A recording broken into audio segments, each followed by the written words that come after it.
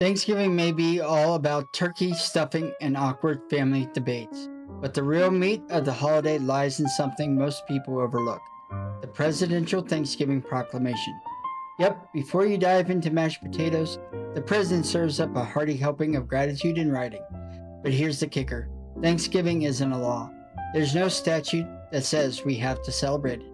Instead, it's a tradition built on proclamations starting way back when powdered wigs were still in fashion. So, how did we end up with a holiday that's more presidential decree than congressional mandate? Let's carve into history. The first official Thanksgiving proclamation wasn't from a president. It came from the Second Continental Congress in 1777, after a key victory in the Revolutionary War.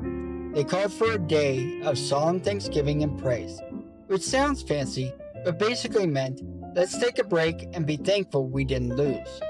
Fast forward to 1789, and George Washington issues the first presidential proclamation, declaring November 26 a day of public thanksgiving. It wasn't annual though.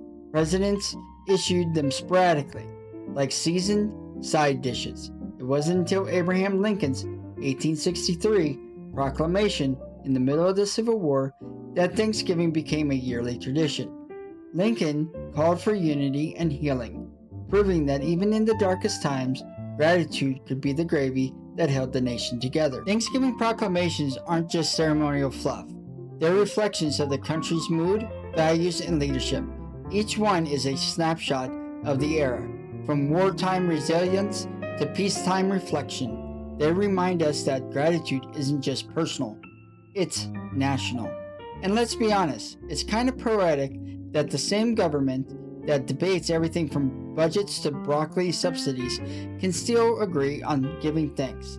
These proclamations are like the cranberry sauce of our constitutional republic, often overlooked but surprisingly essential. So while there is no law that says we must celebrate Thanksgiving, the tradition lives on through presidential proclamations, each one a reminder that gratitude is a choice, not a mandate.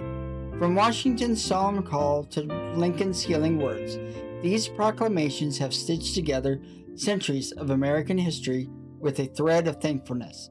And maybe that's the real stuffing of the holiday. Not just what's on the table, but what's in our hearts.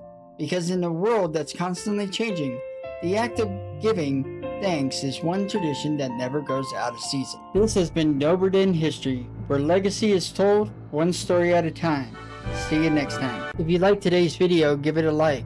Subscribe and hit the bell so you don't miss what's next.